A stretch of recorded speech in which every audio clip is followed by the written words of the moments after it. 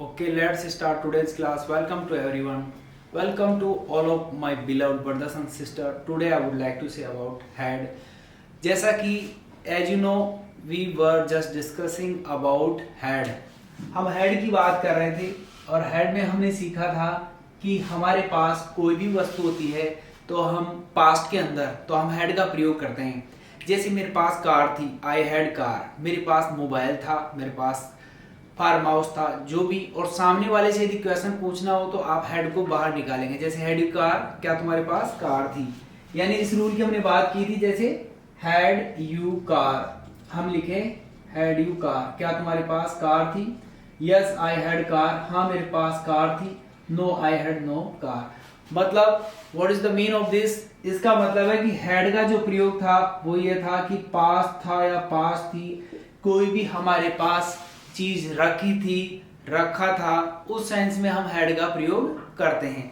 फिलहाल में हम हेड के दूसरे रूल की बात कर रहे हैं और हेड में हमने ये सीखा, हमारा रूल है आज का if in the history. If मतलब होता है यदि, इन द हिस्ट्री या पास्ट, यदि भूतकाल में टू इंसिडेंट टेक प्लेस, दो घटनाएं घटित होती है। इंसिडेंट मींस घटना और एक्सीडेंट मतलब दुर्घटना।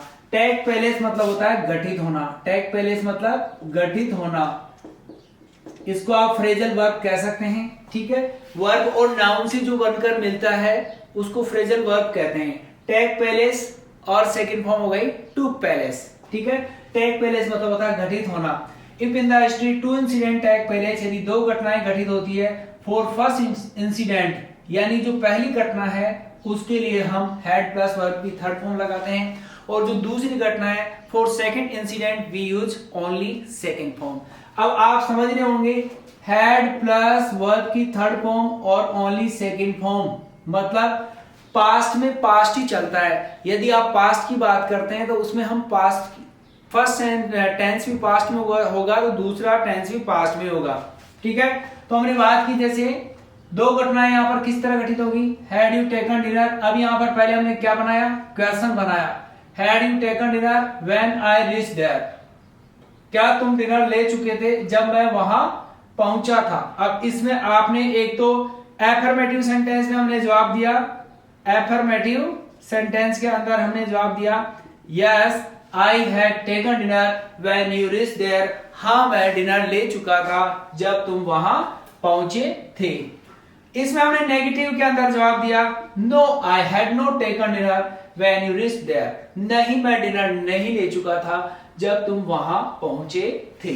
ठीक है, अब ये हमें कब कहना पड़ता है, सपोज यू इनवाइट मी, मान लो, सपोज मींस होता है मान लो, और सपोज मान लो, इमेजिन कल्पना कर लो। ठीक है, सपोज या इमेजिन यू इनवाइट मी, आप मुझे आमंत्रित करते हैं, आई गोट लेट, मुझे देरी हुई।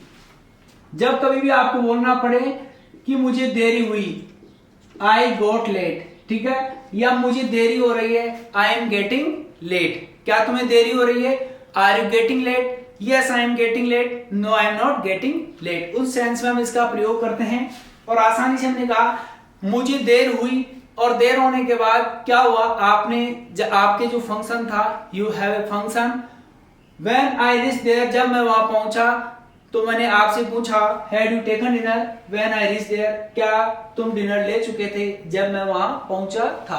तो उस सेंस में हम इसका प्रयोग कर सकते हैं yes I had taken dinner. तो आपने जवाब दिया सर आपका इंतजार करते करते थक गए थे, we were waiting for you but you did not come, हम आपका इंतजार कर रहे थे लेकिन आप नहीं आए और हमने डिनर ले लिया, I had taken dinner when you reach there. तो सिंपल तरीके से हमने बात की यहाँ पर no I had not taken dinner when you reach there, उस सेंस के अंदर हम इसका प्रयोग करते हैं। और हम बात कर सकते हैं जो हेड है ना, हेड के साथ हम थर्ड फॉर्म का प्रयोग करते हैं। हेड के साथ कौन सी फॉर्म का प्रयोग करते हैं, थर्ड फॉर्म का प्रयोग करते हैं। हेड के साथ हम नाउन लगाकर यदि सेंटेंस बनाते हैं तो मतलब होता है कोई भी वस्तु हमारे पास थी, आई हैड कार, मेरे पास कार थी, आई हैड मोबाइल, और हैव लगाए तो आई हैव कार, मेरे पास कार है, आई हैड मोबाइल, मेरे पास मोबाइल था, I have car, I had car. तो उस सेंस में हैव और हैड में यह फर्क है कि हैव के अंदर कोई भी पास में वस्तु थी, मतलब अभी है हैव में तो, और हैड के अंदर पास्ट के अंदर कोई भी वस्तु थी, तो उस सेंस में हम इसका प्रयोग करते हैं सिंपल तरीके से, आसानी से। अब देखो इससे और भी हम सेंटेंस बना सकते हैं। मतलब आज यदि दो घटनाएं घटित हो, if in the history two incidents take place, यदि दो घटनाएं घटित होती है, पहली घटना के लिए हम हैड प्लस वर्ब की थर्ड फॉर्म का प्रयोग करते हैं और दूसरी घटना के लिए हम सेकंड फॉर्म का प्रयोग करते हैं, बहुत आसानी से। सिंपल तरीके से हमने बात की आसानी से, और हम आगे बढ़े, और आगे बढ़ने के दौरान हम बात करते हैं जैसे had you made the plan, क्या तुम प्लान बना चुके थे। Had you made the plan when I told you, जब मैंने तुम्हें बताया था। व्हेन आई टोल्ड यू, ठीक है। मतलब यहां पर हैड प्लस डायरेक्ट हमने क्या बनाया, क्वेश्चन बनाया, ठीक है। Had you made the plan, क्या तुम प्लान बना चुके थे। व्हेन आई टोल्ड यू, जब मैंने तुम्हें बताया था।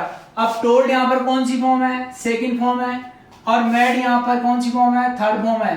क्योंकि हैड के साथ कौन सी फॉर्म आती है, थर्ड फॉर्म आती है। हैज हो या हैव हो और हैड हो, तीनों के साथ हम थर्ड फॉर्म का ही प्रयोग करते हैं। हैज, हैव, हैड, तीनों के साथ कौन सी वर्ब का प्रयोग करते हैं, थर्ड वर्ब का प्रयोग करते हैं, ठीक है। तो had you made the plan when I told you, आपने कहा yes I had made the plan when you told me, हाँ मैंने योजना बना ली थी जब तुमने मुझे बताया। जैसे और भी हम इसमें क्वेश्चन बनाते हैं, इसके अंदर आपने यस और नो में जवाब दे दो आसानी से आप। जैसे हम क्वेश्चन बनाएं, हैड द ट्रेन डिपार्चर्ड, क्या ट्रेन प्रस्थान हो चुकी थी या रवाना हो चुकी थी। फ्रॉम स्टेशन, स्टेशन से। When you reached at the station, आपने क्वेश्चन बनाया had the train departured from station when you reached at the station, क्या ट्रेन प्रस्थान ले चुकी थी कहां से, फ्रॉम। फ्रॉम मतलब होता है कोई भी चीज अलग होती है, जैसे फ्रॉम जयपुर टू कोटा। और एट का प्रयोग हम पास की वस्तु के लिए यानी नजदीकी बताने के लिए प्रयोग करते हैं, आप वहां पहुंचे। At the station, had the train departured from station when you reached at the station, क्या ट्रेन प्रस्थान ले चुकी थी जब तुम वहां पहुंचे थे। तो आपने कहा yes the train had, yes the train had departured from the station when you reach at the station. So this is the most important thing in our life. Simple तरीके से हमने बात की आज, हैड प्लस वर्ब की third form का प्रयोग करके वाक्य बनाया। मतलब दो घटनाएं घटित होती है, उस सेंस में हम यही नहीं, आप इसमें बिफोर और आफ्टर का प्रयोग लगाकर भी सेंटेंस बना सकते हैं। जैसे बिफोर और आफ्टर का प्रयोग आप करते हैं, कैसे करते हैं देखो। जैसे the patient had died, patient मर चुका था बिफोर द डॉक्टर केम।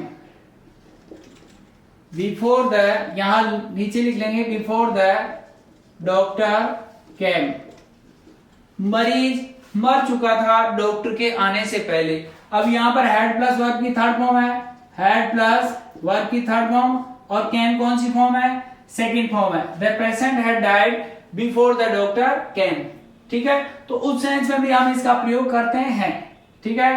तो आपने आसानी से इसका वाक्य बनाया। और try to have a positive mentality in your life, try to enhance your knowledge, हम अपने ज्ञान को बढ़ाने की कोशिश करो। I mean to say knowledge is that which has been use, ज्ञान वह होता है जिसका प्रयोग होता है। Knowledge is not that which has not been use, ज्ञान वह नहीं होता है जिसका प्रयोग नहीं होता है। सो आई मीन टू से, मेरे कहने का मतलब है whatever knowledge you have, you should use your knowledge for your life, for your betterment. Okay, our meeting is up. We will meet again.